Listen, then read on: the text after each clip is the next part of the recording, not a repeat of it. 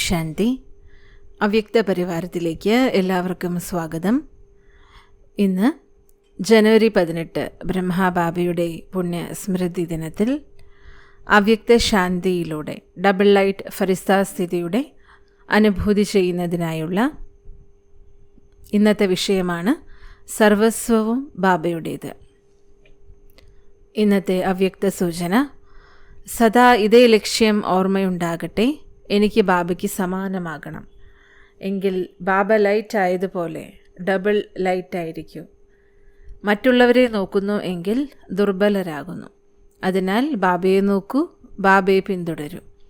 പറക്കുന്ന കലയുടെ ശ്രേഷ്ഠമാർഗം കേവലം ഈയൊരു വാക്കാണ്: സർവസ്വവും ബാബയുടേത്, അഥവാ സർവ്വതും അങ്ങയുടേത്. എൻ്റെ എന്ന വാക്ക് മാറ്റി നിൻ്റേതാക്കൂ.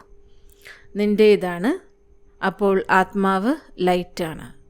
എല്ലാം ബാബയുടേതാകുമ്പോൾ ലൈറ്റ് അഥവാ ഭാരരഹിതമായി തീരുകയും ചെയ്യും. ഇപ്പോൾ ഈ വിഷയത്തെക്കുറിച്ച് മോഹിനി ദീദിജിയിൽ നിന്നും കേൾക്കാം.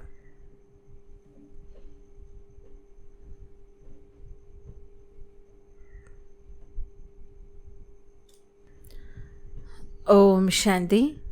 എത്ര സഹജമായ ശബ്ദമാണിത്!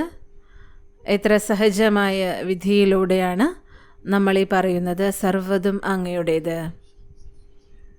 ഇന്ന് ഞാൻ ചിന്തിക്കുകയായിരുന്നു, നമ്മൾ ബാബയുടേതാണ്.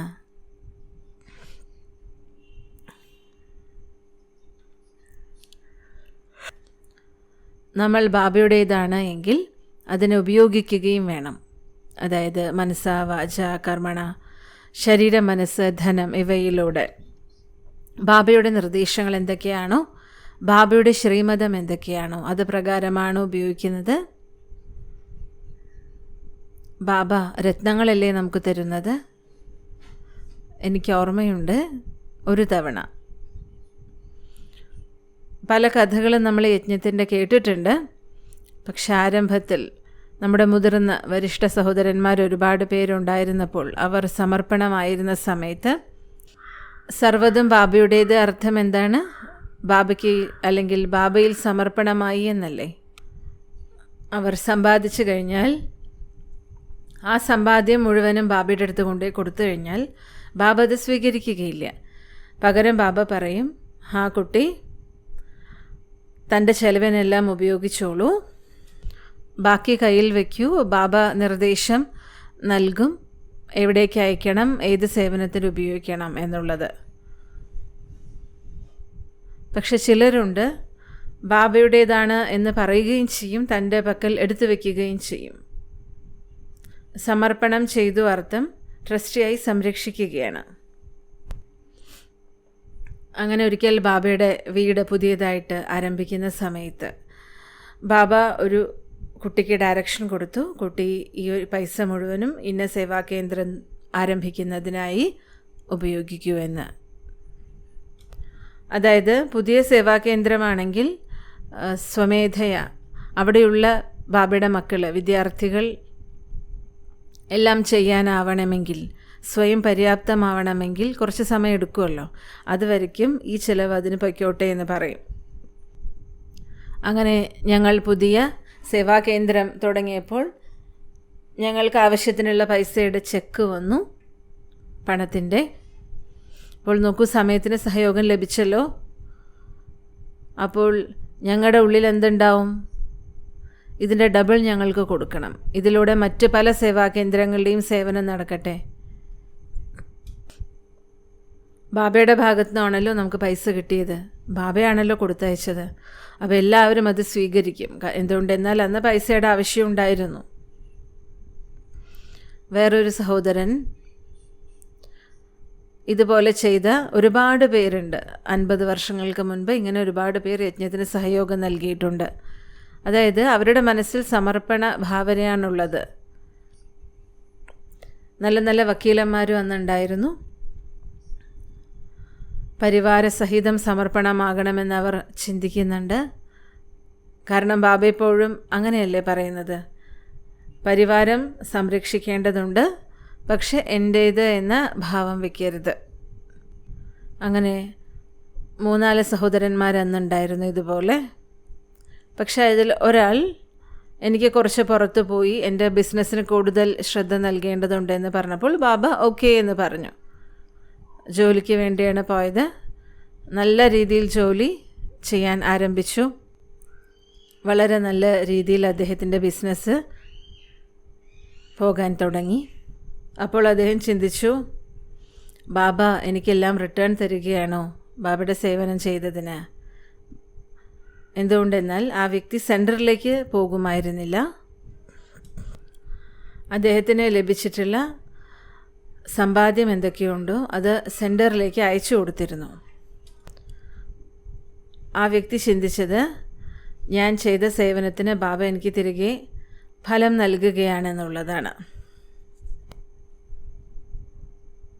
അപ്പോൾ അവരുടെ മനസ്സിൽ വന്നത് എന്താണ്? ബാബ എനിക്ക് നൽകുകയാണ്, അതിനാൽ എനിക്ക് ബാബയ്ക്ക് ഇതിൻ്റെ ഡബിൾ ട്രിപ്പിൾ 2-3 മടങ്ങ് തിരിച്ചു കൊടുക്കണം എന്നുള്ളതാണ്. അപ്പോൾ ആന്തരികമായ സത്യത, അതാണ് ആവശ്യം. ഇത് ധനത്തിൻ്റെ ആ കാര്യം മാത്രമല്ല പറയുന്നത്, സംബന്ധം, സങ്കല്പം, സമയം എല്ലാമായും കണക്റ്റഡാണ്. അതേപോലെ ശരീരം കൊണ്ടും. ബാബ എപ്പോഴും പറയാറുണ്ടല്ലോ, 8 മണിക്കൂർ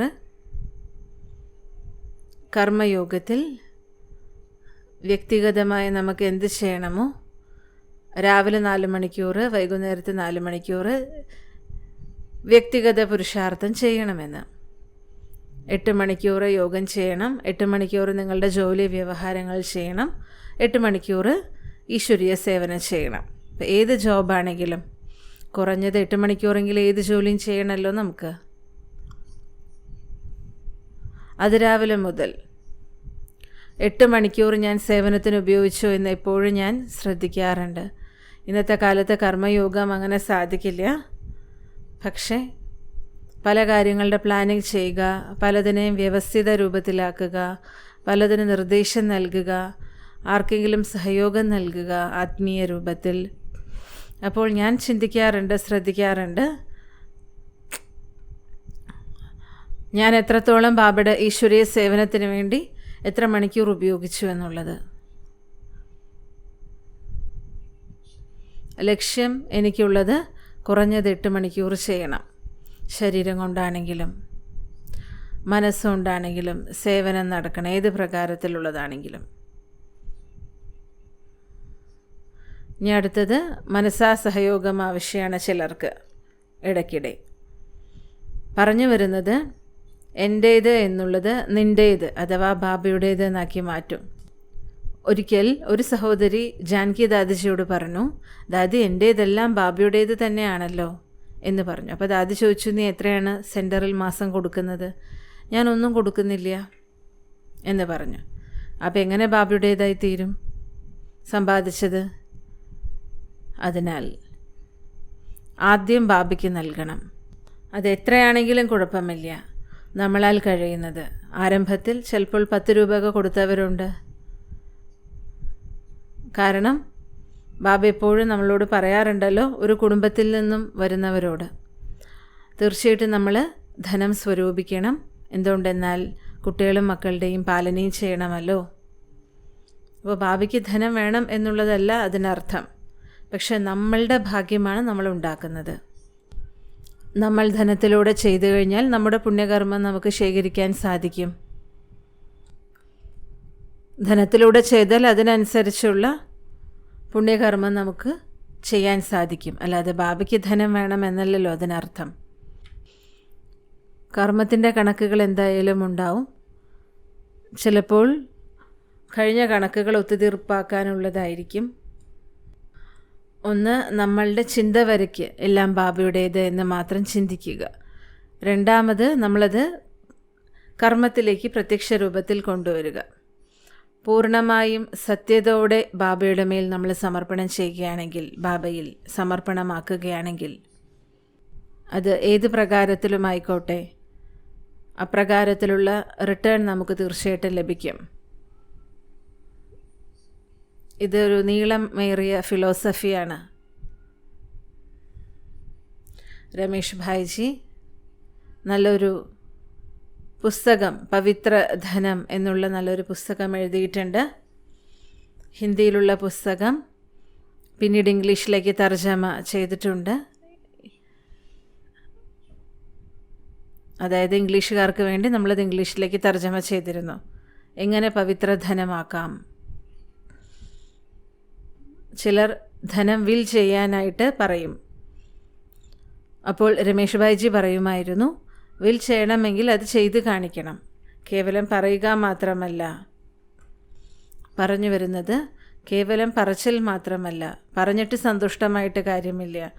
ബാബ സർവ്വതും അങ്ങയുടേതാണ്. ബാബയുടേതാന്ന് പറയാൻ സരളമാണ്. നമ്മുടേത് സഫലമാക്കണം, അതായിരിക്കണം ലക്ഷ്യം. അതിനാൽ ബാബ പറയുന്നത് സദാ ഒരു ലക്ഷ്യം വേണം. എപ്പോഴും ഓർമ്മയിൽ വെക്കേണ്ടത് നമുക്ക് ബാബയ്ക്ക് സമാനമാകണമെന്നാണ്. ബ്രഹ്മ ബാബ എങ്ങനെയാണോ സർവസ്വവും സമർപ്പണം ചെയ്തത്, ബാബ ട്രസ്റ്റ് രൂപീകരിച്ച് തൻ്റെ സർവസ്വവും സമർപ്പണം ചെയ്തു.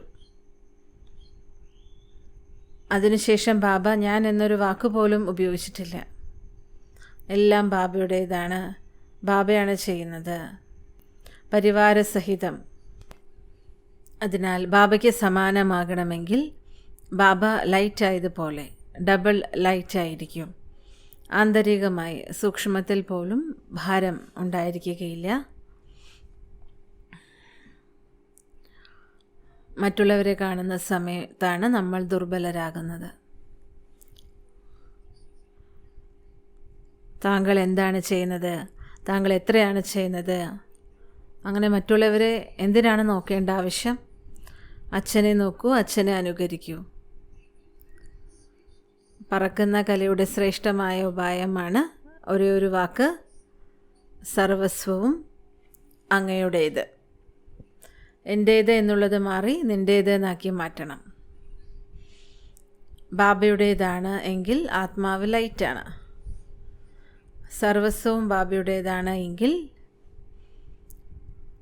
ഭാരരഹിതമായി. ലൈറ്റ് അർത്ഥം എന്തൊക്കെ അർത്ഥങ്ങളാണ് വരുന്നത് ലൈറ്റിന്? സർവസ്വവും ബാബയുടേത് എങ്കിൽ നമ്മളിലൂടെ സേവനം നടക്കണം. കർമ്മത്തിൻ്റെ കണക്ക് അവസാനിപ്പിക്കുകയാണ്.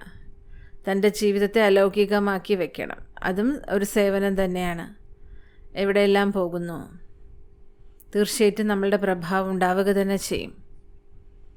ഹോസ്പിറ്റലിൽ പോവുകയാണെങ്കിലും ഡോക്ടേഴ്സിൻ്റെ അടുത്ത് പോവുകയാണെങ്കിലും സേവനം മാത്രം നടക്കും. സർവ്വതും ബാബയുടേതാണ് എങ്കിൽ. നമ്മുടെ ഗ്ലോബൽ ഹോസ്പിറ്റൽ പണിതല്ലോ ഗുൽസാർ ദാദിജി ഏതൊരു ഡോക്ടറാണോ സർജറി ചെയ്തത് അവരിലൂടെയാണ് അത് തുടങ്ങാൻ നിമിത്തമായത്. അവരുടെ പുത്രിയാണ് ഇത് ഡിസൈൻ ചെയ്തത്. സമർപ്പണമായവർ എവിടെ പോകുന്നു? സത്യമായ സേവനമാണ് നടക്കുന്നത്. അവരുടെ ഉള്ളിൽ ആന്തരികമായി സേവനത്തിൻ്റെ ഭാവന ഉണ്ടാകും. എന്നിട്ട് അവരും സഹയോഗിയായിത്തീരുന്നു. അതിനായി ഇന്നത്തെ ഹോംവർക്കാണ് പ്രാക്ടിക്കലി പ്രത്യക്ഷത്തിൽ സർവ്വതും ബാബയുടേതാണെന്ന് മാത്രം മനസ്സിലാക്കണം. ഓം ശാന്തി.